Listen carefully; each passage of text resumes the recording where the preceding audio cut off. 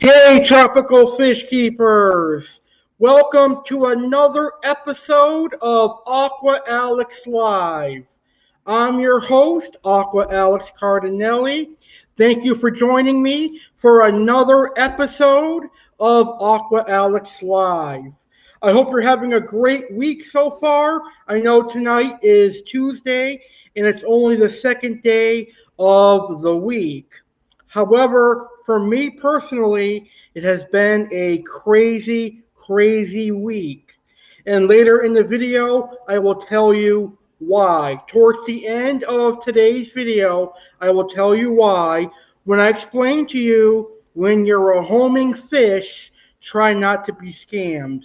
I'll have that for you at the end of today's video. It's also been a crazy week because I've got some of my dream fish today. Two of them came in, but they came in on the rather small side, so we'll see how they do.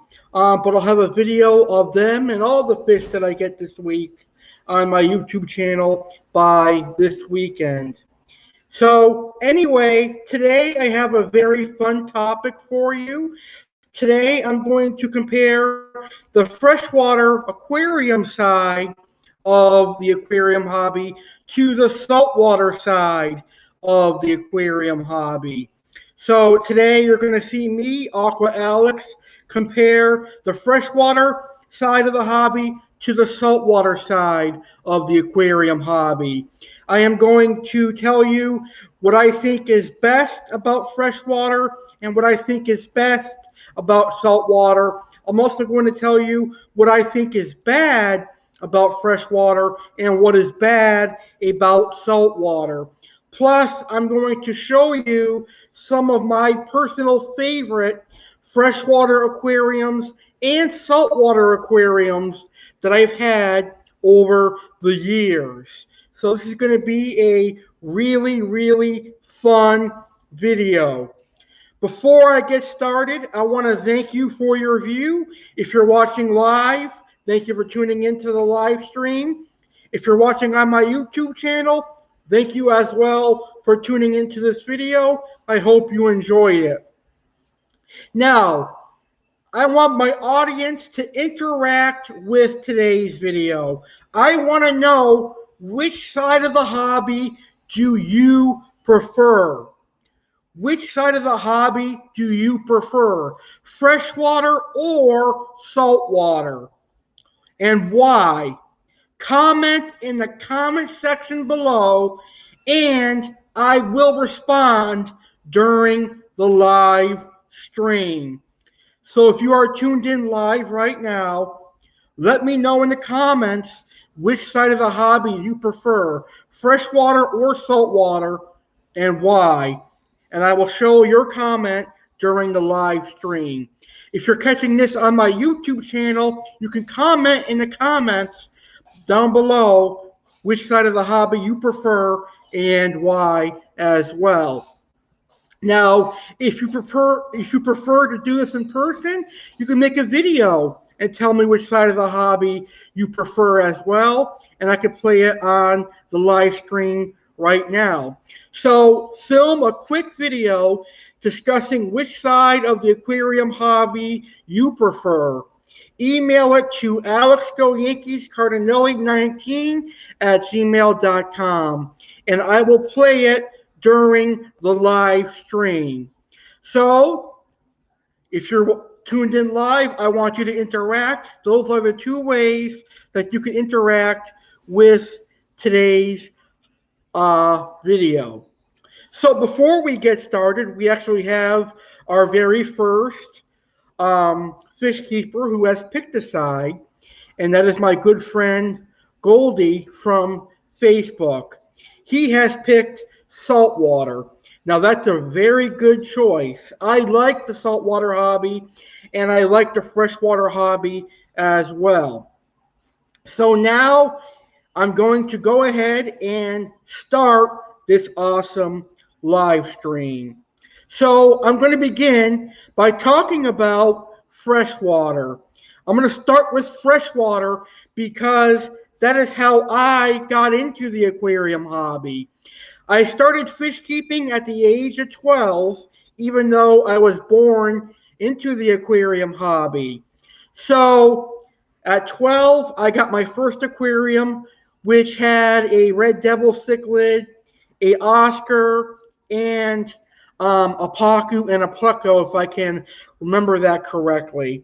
So ever since then, I've had freshwater aquariums, and they're one of my personal things that I really enjoy. I've also had saltwater aquariums. So I'm going to tell you about the good things and bad things about freshwater. But before I do that, I'm going to play 3 of my favorite freshwater aquarium videos that I have. So we're going to start this live stream by seeing some of my freshwater aquariums that I've had over the years, and then we will talk about the good and bad of freshwater aquariums.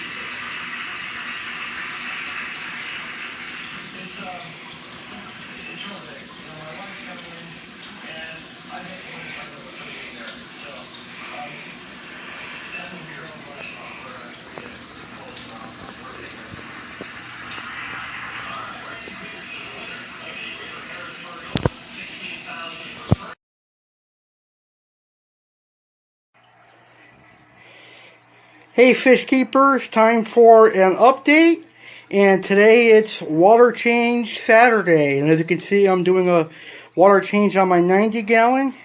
Even though the water is good, you still have to change it every now and then. As you can see, I added some plants to the tank, and here's the showpiece of the tank, the silver Arowana. Very majestic fish, very peaceful fish, and a very gorgeous fish.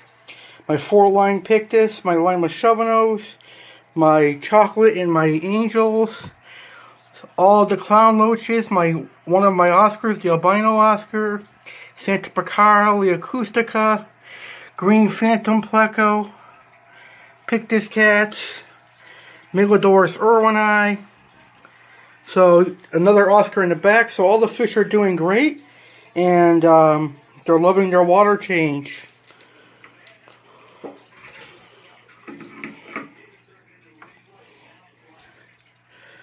So as you can see in the back, there's clown loaches and the chocolate, the severum. Now this Arowana is very relaxed. He never tries to jump. Knock on wood. He's a very cool fish.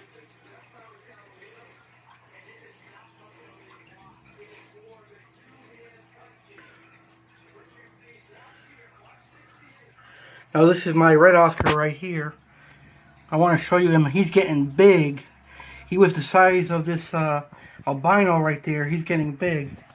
Well, thank you for watching. And I remind you to subscribe to this channel, because when my new camera comes in at the end of the month, I'm going to have a lot of new videos, and I'm bringing my fish channel back. So there's going to be informal videos and all that good stuff. So please subscribe, and you'll see more of my fish.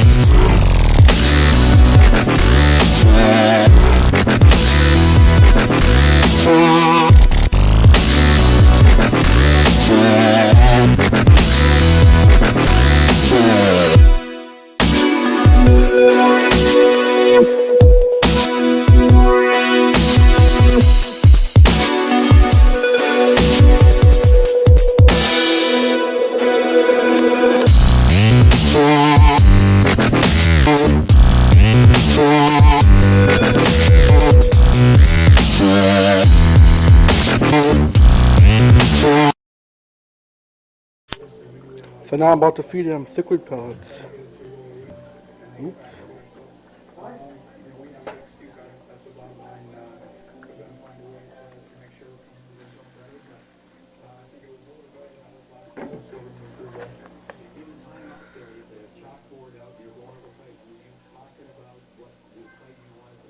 Beautiful fish.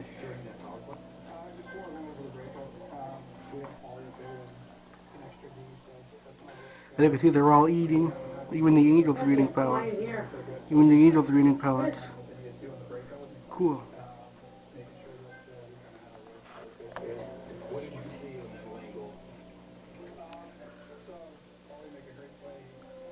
So even the angels are eating the Cory cichlid pellets. There are three males and one female angel, and I'm keeping the female and two males. And there's my nice red hook, all beaten up from the rock hill.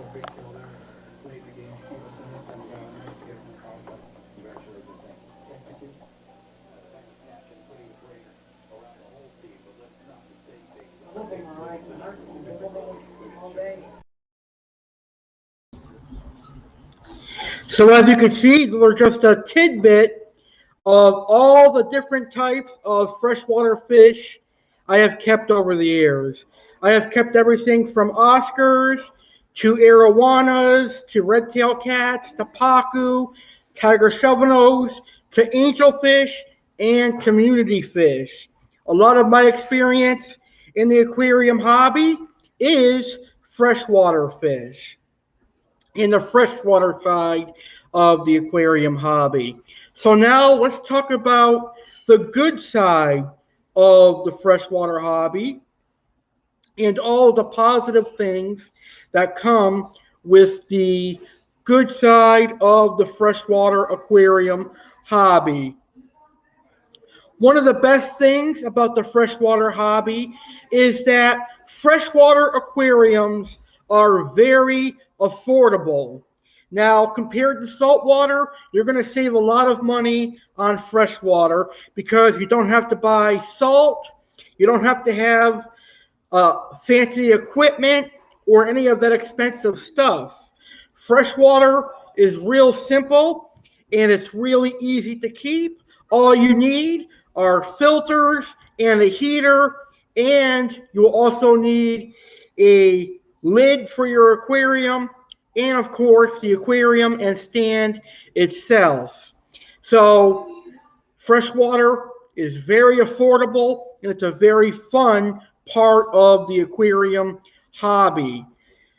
Now, also in freshwater, a huge majority of the tropical fish species available to freshwater hobbyists are very hardy.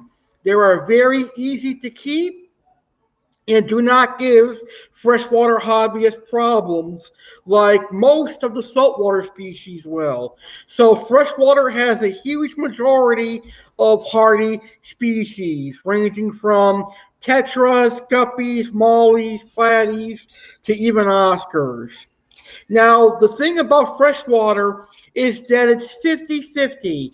Half of the fish species in the freshwater side of the hobby are wild caught from places like South America, Africa, and Asia, while others, the other half, is tank raised.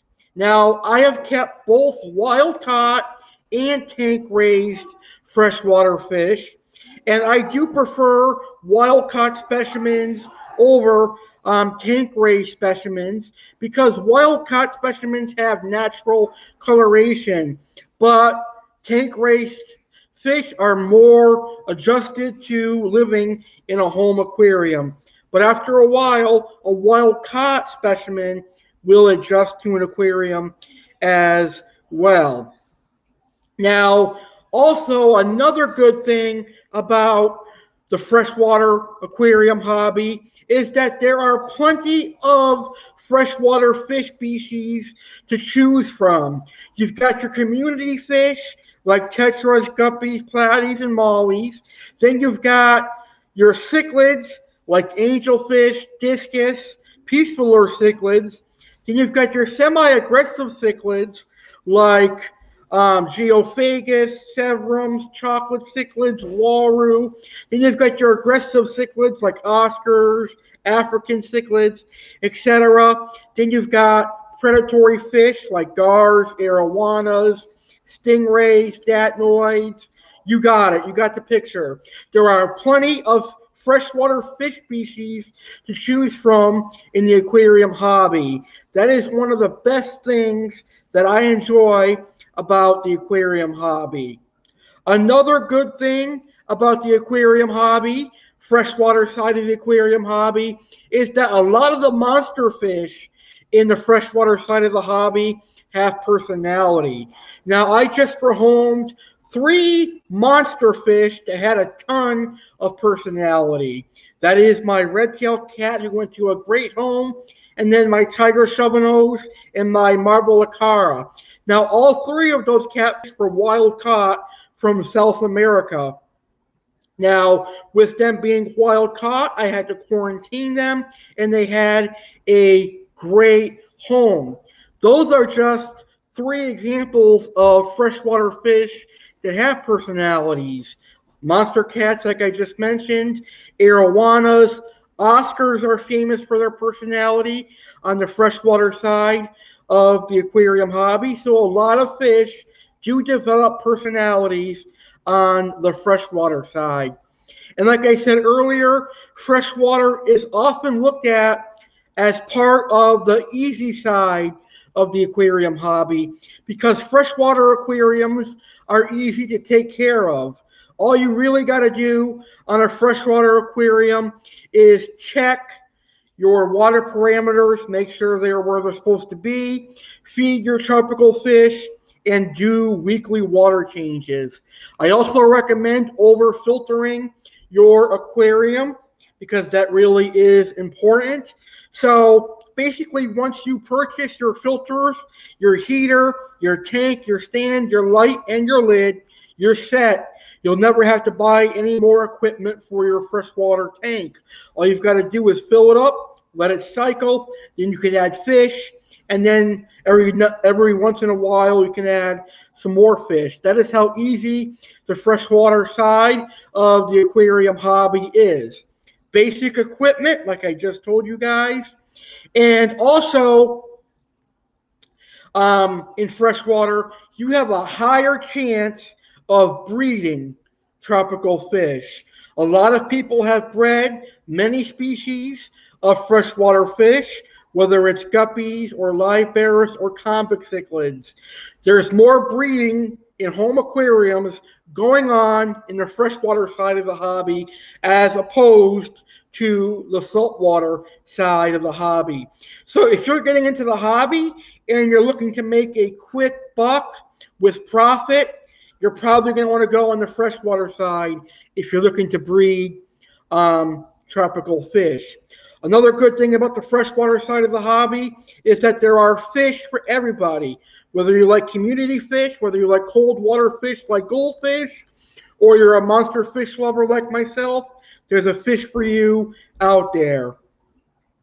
And the last good thing about the freshwater side of the hobby is that there are actual albino fish. For example, you'll find albino tiger barbs, albino pacu, albino Oscars, albino arowanas, etc. Now, I personally have never seen an albino saltwater fish before. that would be an incredibly rare sight because I don't know how an albino fish would do in saltwater, but freshwater is home to many albino fish. The only albino fish that I have never seen in freshwater is an albino red-bellied piranha or an albino piranha in general. I think because piranhas are ferocious predators and they attack the weak, they probably would look at an albino piranha as being weak or diseased or ill, and they probably would attack it and kill it. But you never know. So those are the good side of the freshwater hobby. Those are the good things about the freshwater hobby. Now, I want to talk to you about the bad things of the freshwater hobby, the bad side of the freshwater aquarium hobby. The first thing is hybridization. Yes, a lot of fish are being bred to be hybridized. These include popular fish like flower horns and blood parrots. Now, I am a person that likes natural things. I like nature. I don't like man-made stuff. So I am not a fan of flower horns or blood parrots or any of the African cichlids that are hybridized or anything else that is hybridized. That goes on a lot in the freshwater hobby. I'm not saying that it does not happen in the saltwater side because it does. A lot of clownfish are hybridized. For guess what, folks? Money, money, money, money. The fish stores and the tropical fish industry are hybridizing fish to make a profit. For example, and this is just an example, folks, people in Asia are creating flower horns to make money. They're importing them into the United States of America at a high cost so that people will buy them and people will like them. And I will be the first to admit the flower horn hobby has definitely taken off. It has grown in popularity. It has grown quite well, actually. I did not think that flower horns would do so well, but they have. I'm just personally not a fan of hybridization or hybrid species because you would not see hybrid species in the wild. You would not go out to the Amazon River in South America and see a flower horn. You would not see a blood parrot cichlid in South America or in the Amazon River.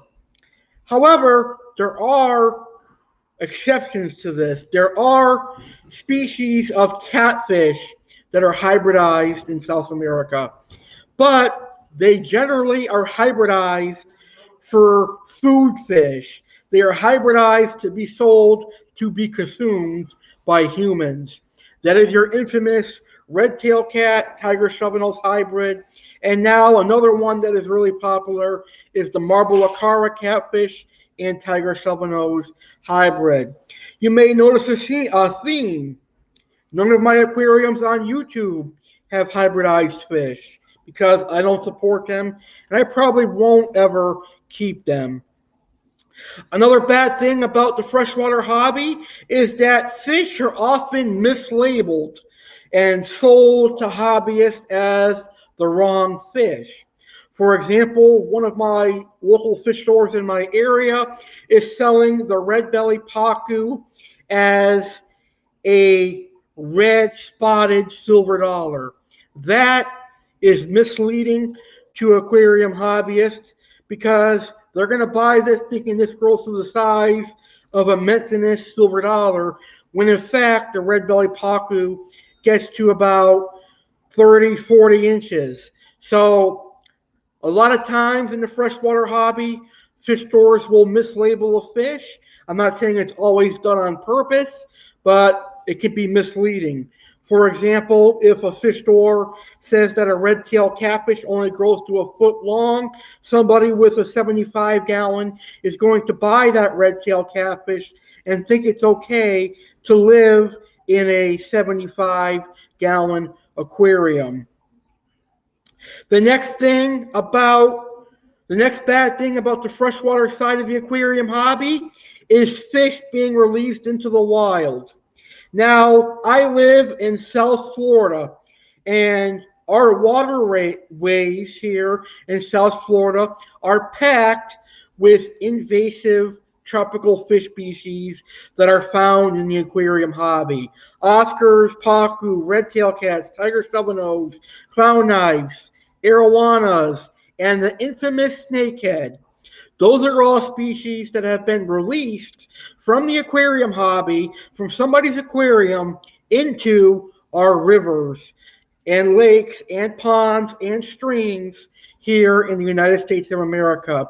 That is due to irresponsible fish keeping. So never, ever release any aquarium animal into a river or a pond. And the last bad side, or the last bad thing about the freshwater hobby, is feeder goldfish and feeder guppies. These are detrimental to your predatory fish's health. So never feed live feeder goldfish or any live feeder fish to your predatory fish. All right, so that's my discussion for the freshwater side of the hobby. Right now, we are going to talk about the saltwater side of the hobby. So, before I start talking about the good and bad of the saltwater hobby, I'm going to show you some of my personal favorite saltwater aquariums that I've had over the years. These are absolutely gorgeous. I got to say, A.C.E, Life Rock, and yes, that's a plug for you, A.C.E. A.C. Life Rock makes any saltwater tank look absolutely gorgeous.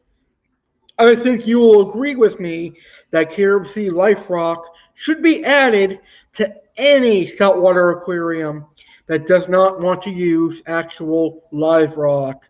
So if you're looking to use base rock for your saltwater aquarium, then I recommend A.C. Life Rock. Let's check it out, folks.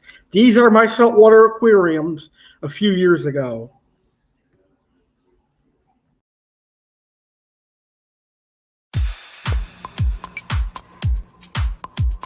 Hey guys, 413 Fish Dude here, bringing you another video. This is going to be my last update for the month of May. Now, you're looking at three of my favorite fish. These are foxfaces, and this is my other favorite fish, the king of the aquarium, the Emperor Aquarium. Now, I'm going to be rehoming the Niger trigger and the lunar wrasse because they are really aggressive. They are aggressive eaters, and they attack everything in the tank during feeding time, and I want this to stay a community tank. So I'm going to be rehoming the Niger and the lunar wrasse sometime soon. But Niger is supposed to be reef safe, so I don't understand why mine is aggressive. This guy is a model citizen, the rectangular one. The good thing about him is he stays pretty small. He'll get about 8 or 9 inches, so he can stay in the 120 for life. That's good. The Niger will eventually get too big for this tank. So pretty much the foxfaces can stay here for life too, because they're not going to get much bigger, but the Emperor is eventually going to need a bigger home, which I plan on getting. And some of the other fish that I'm getting next week will eventually probably get too big for this tank, with the exception of one. And I'll talk about that tomorrow. Just enjoy the rest of the video, guys.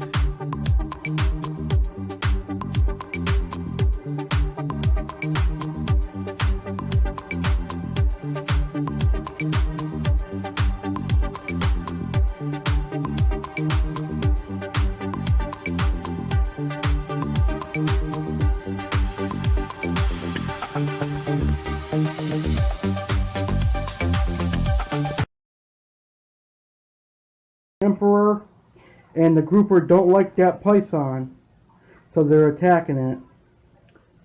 Look at the colors on the Picasso trigger. Very beautiful fish. I grabbed the camera a little bit too late because they were nipping at it, but I'm glad I got my camera. I'm doing my weekly water change, and next time I gotta get it on camera. This emperor angel likes to bite my fingers when I take all the debris out, and you can see the Picasso nipping at the tube there. I haven't fed them today, so they're probably a little hungry, but I'll feed them tonight once I put some new water in and let it sit in. I gotta catch all those mussels out without getting bit either. Now where's the yellow belly? Oh, I didn't tell you guys, I added my blonde naso to the tank the other day. He's doing pretty good. My healthiest tank that I've ever had. The panther grouper looks stunning. There's the naso. Eating well. He's eating lettuce, nori, and other food that's in there. The emperor was going after him for a little while, but all the aggression has subsided. So if I do add anything else to this tank, it'll be a Scopus tang, a sailfin tang, and maybe a Tamini tang, but I'm not sure if I'm going to add anything more. I'm actually kind of happy with the way it is. So now I think my focus is going to turn to a freshwater tank, because I'm kind of missing it a little bit. Somewhere in here is my $125 fish. He's hiding. He's the yellow belly dogface. I don't know where he went. But my foxes are always out. You see the water's crystal clear, and that's because I change my filters weekly, and I do weekly water changes, and I make sure that the water levels are on fire, which means on point. Which means, if you don't know what I'm saying, good. Alright guys, thank you for watching. So here is the tank just minutes after the water change, and as you can see I added a big green plant. I actually like fake plants in a saltwater tank, but I know how some people feel about it. But here is my Picasso trigger. He definitely has a lot of personality. Checking out the new plant. Here's one of my 3 fox faces. My brother's rectangular trigger. My manila puffer. The panther grouper. The emperor angel. And the yellow belly dogface is relaxing. He's hiding. And there's another fox. So the tank looks good after a water change. Oh, and by the way, I'm pretty sure you can see my reflection. So let's go Yankees. There's the blonde naso.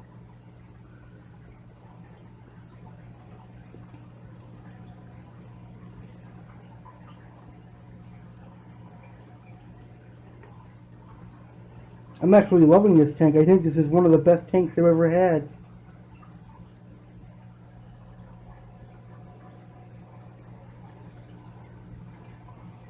Alright guys, take care. Thank you for watching.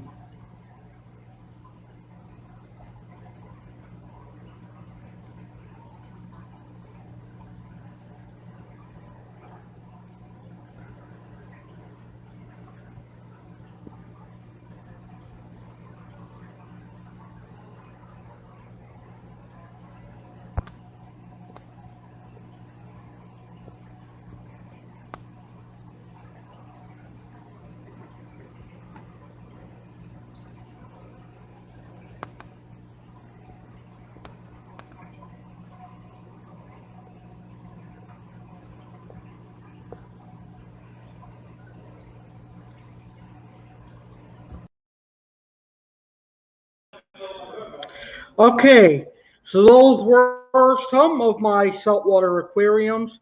That is when I had a 120-gallon saltwater aquarium. Now, I really do love the saltwater hobby. I love some of the saltwater fish that they have out there, like dogface puffers, like foxface rabbitfish, emperor angels, and of course, yellow tangs and clownfish and lionfish. As you can see, there's a whole plethora of saltwater species that I really do enjoy keeping and learning about. So now I'm going to talk to you about the good side of the saltwater hobby. So there are a lot of good things about the saltwater hobby. Now, a lot of people, when they think about entering the saltwater hobby, they say that, oh, it's too expensive, or it's difficult, or it's too hard to maintain. But that is not necessarily true about the saltwater hobby. From my personal experience with keeping a saltwater aquarium, a fish only with live rock system, it is not that much different than a freshwater aquarium.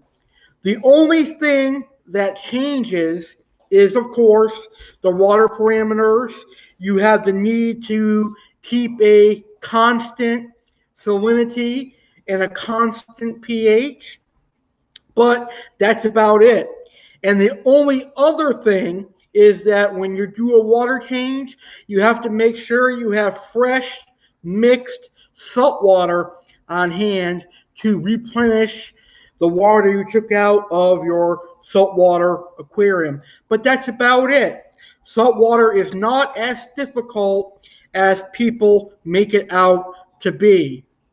So, some of the good things of saltwater, the good side of saltwater, is that a lot of the fish that are available to saltwater hobbyists and the aquarium hobby are very colorful.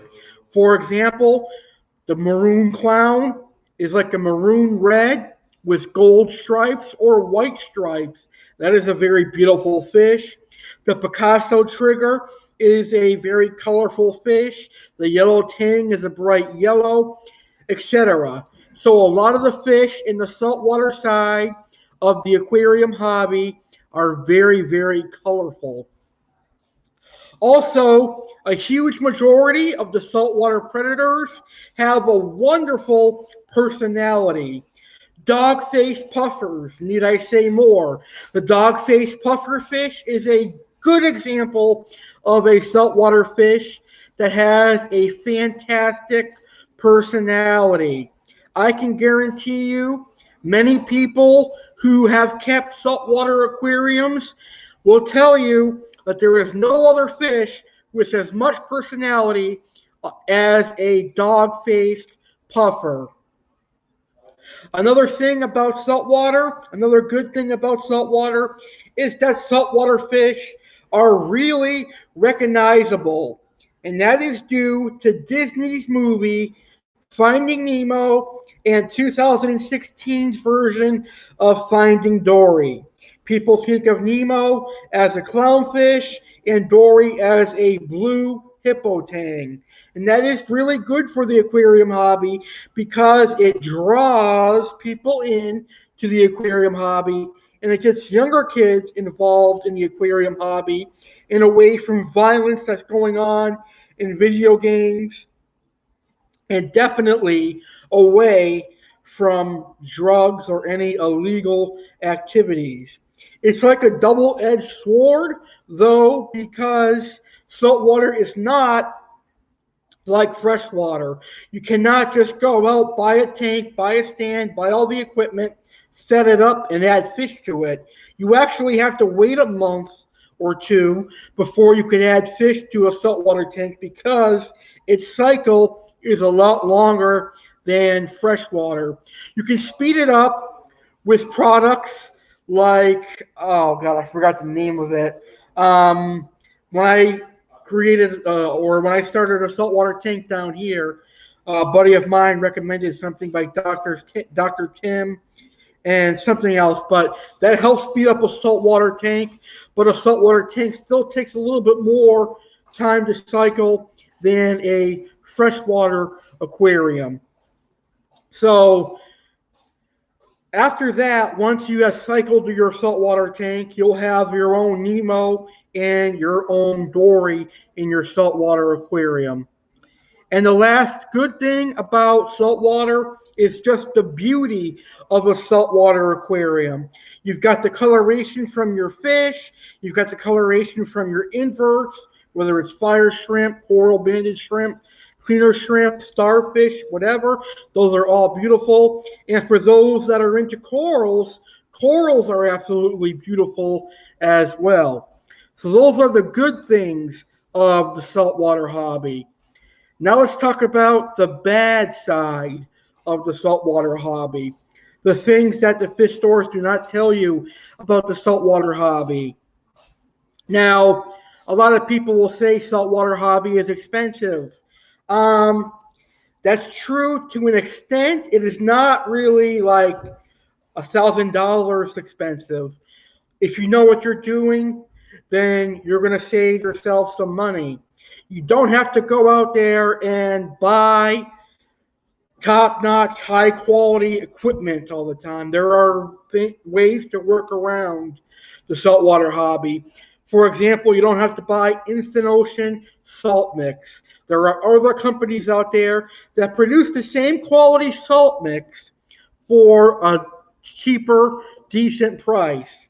So, although I do agree that the saltwater hobby can be expensive, there are ways to work around it. Like, for example, instead of buying Instant Ocean, you could buy the Pacu brand of salt, or you could you could pay the premium price for a really good salt. I'm trying to think of the name of it. Um, I always bought this salt, even though it was expensive. It came in like a purple 5 gallon, or maybe like a 2 liter quart bucket. Aquaforest. Aquaforest is a brand I recommend for salt mixes. So if you're looking for a good quality salt mix, Aquaforest is what you need to get. Sure, it costs a lot of money, but it is high quality. It is like gold, folks. So get Aquaforest salt mixes. Those are great. So yes, the saltwater hobby can be expensive, but like I said, there are ways to work around it. The next bad thing about saltwater is that it needs lots of equipment. You really should have a sump, and you really should have a protein skimmer. You should have a UV sterilizer and a plethora of other equipment if you want to have coral in your saltwater tank. I am not a fan of coral. If I were to get another saltwater tank, which I will in the future, it will be another fish only with live rock tank. But because I am limited to just one tank for now, I'll have to stay with freshwater. The next bad thing about the saltwater side of the aquarium hobby is that 95% of the marine fish imported into the aquarium hobby are wild caught. And a majority of them are usually casualties. There is a big percentage of casualties for wild caught saltwater fish that come into the aquarium trade. Things like Moorish idols. There's a reason why Moorish idols are expensive, and that is because they have a high casualty rate and they are not tank raised yet. Another example of a fish like that has a high casualty rate is the seahorse. A lot of my personal friends and some of the fish keepers that I know, they say to me, "Oh, I'm going to create a saltwater aquarium, and it's going to be a small nano tank, and it's going to have seahorses in it." And I say to myself, "Oh, I hope you have a lot of money, because not only is saltwater kind of expensive, but seahorses, are they really worth the money, considering that 95% of them that enter the aquarium hobby are wild caught, and they are expensive because of the high casualty rate that they incur. But sometimes there are hardy ones that come in, so there's always the one exception to the rule. But in general, saltwater does have a lot of casualties, which is why saltwater fish stores and online saltwater fish stores will charge a lot. Now, especially with the COVID-19 pandemic. Now, I had a saltwater tank last year at this time, and I noticed that the saltwater tropical fish prices kept skyrocketing. I mean, a yellow tang last year was fetching around $500. When I was living in Massachusetts in 2017, 2018, 2019, a yellow tang was about $100. But due to COVID and the casualty rates of these fish, it went up to $500. So prices do go up really fast in the saltwater side of the aquarium hobby. And that is actually sad because the saltwater hobby is not difficult as much as people make it out to be. But there are captive bred saltwater fish out there, like clownfish, like dragonets. Um, Speaking of dragonets, like the mandarin dragonet, those also have casualty rates with the wild caught specimens.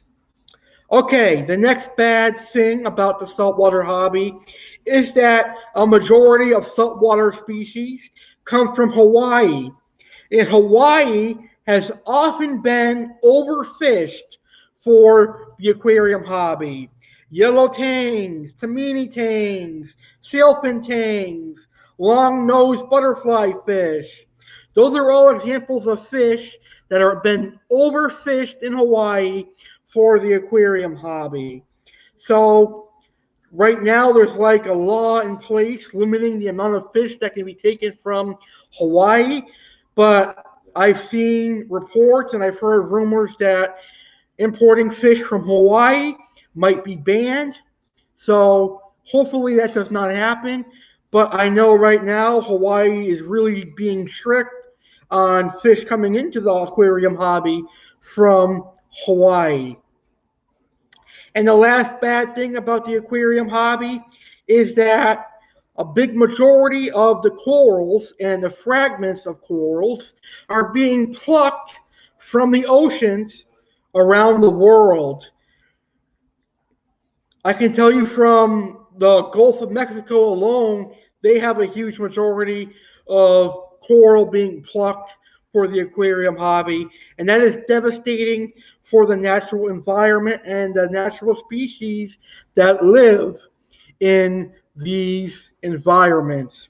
So, those are the good and bad of saltwater.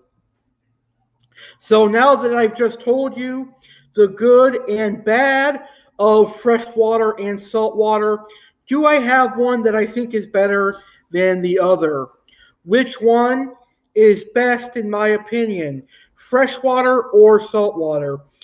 Now, I will tell you that I love both freshwater and saltwater. They both have their ups and their downs, as I mentioned on today's live stream. So, personally speaking, because I live on a limited budget right now at the moment, I am only allowed to have one aquarium.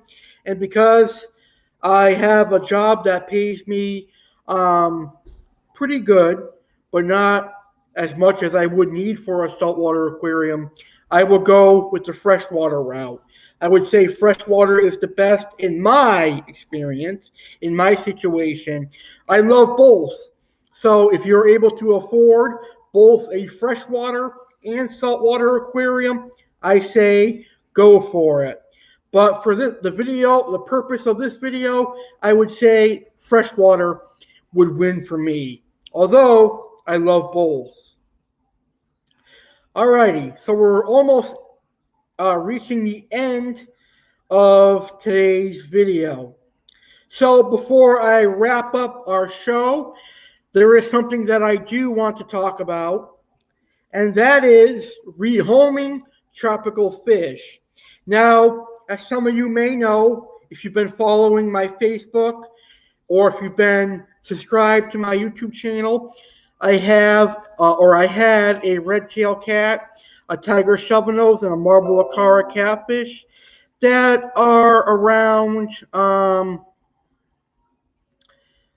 that were around 10 to 12 inches. So I had to rehome them because they were getting too big for my aquarium. Now, the red tail cat actually went to a great home. It went to a great fish keeper who has a big pond, and I will be interviewing that fish keeper on Thursday, so stay tuned for that.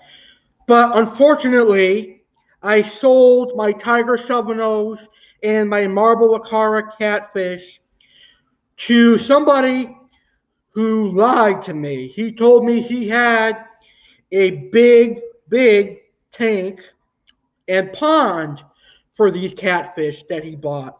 So he offered me $25. And, I'm going to be honest with you, I was not thinking about money when it came to rehoming these catfish. I was thinking about them getting a better home.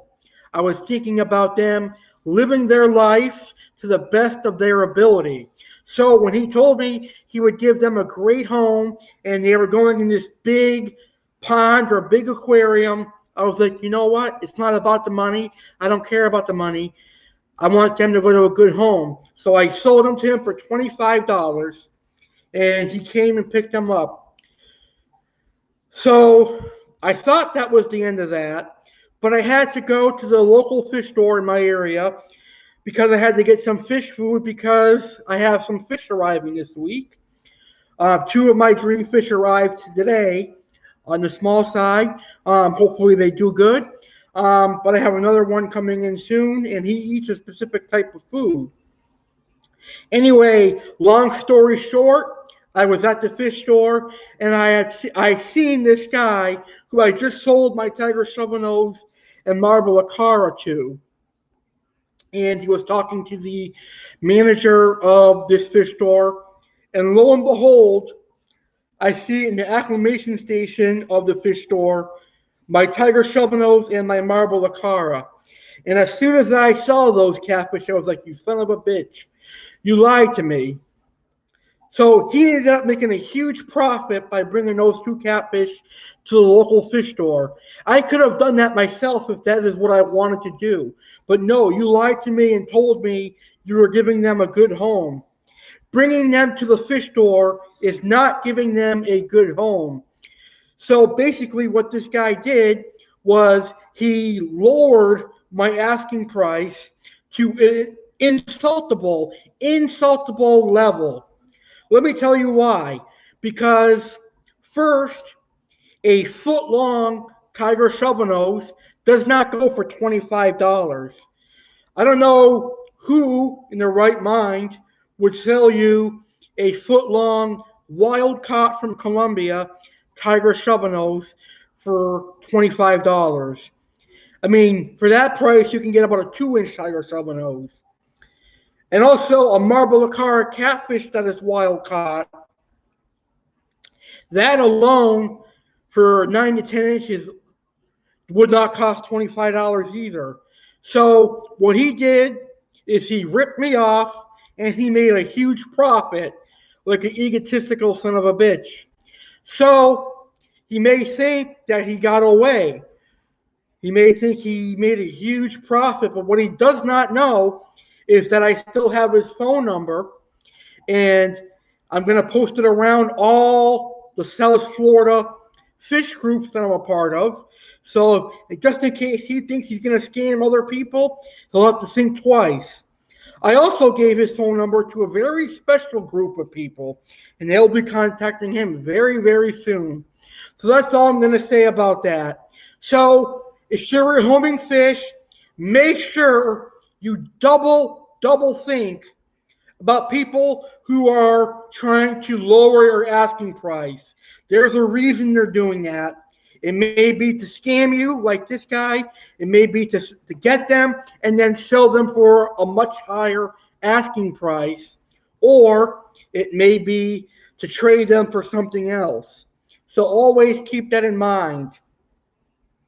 That is a lesson that I learned, and never again will I ever sell myself short or even offer such a fish at an insulting price like that ever again.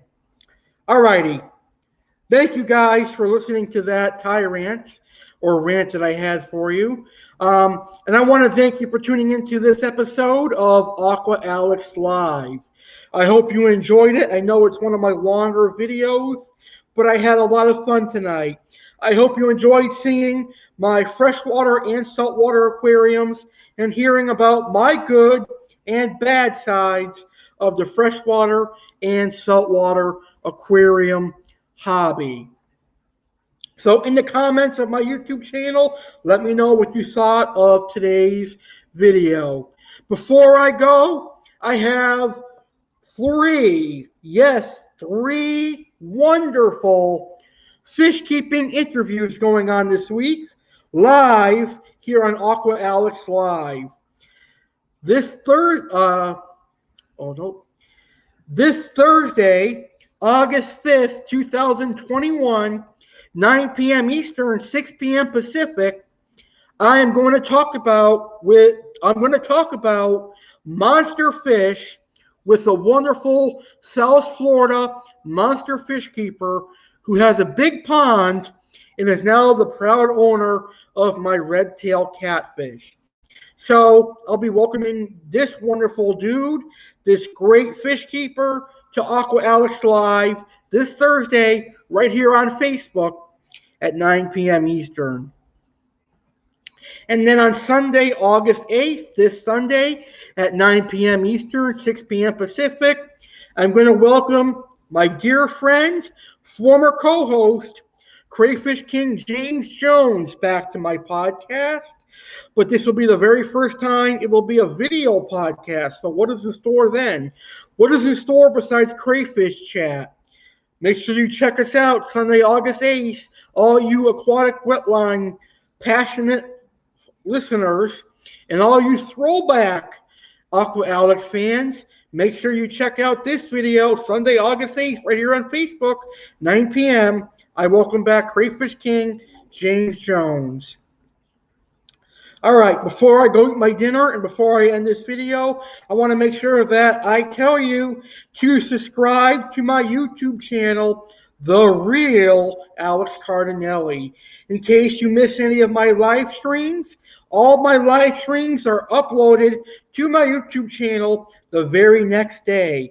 So make sure you subscribe to my YouTube channel, The Real Alex Cardinale. All right, with that being said, thank you, fish keepers, for tuning in. Enjoy the aquarium hobby and take on. Good night, everybody, and I will see you on my next live video. Peace out, my brothers.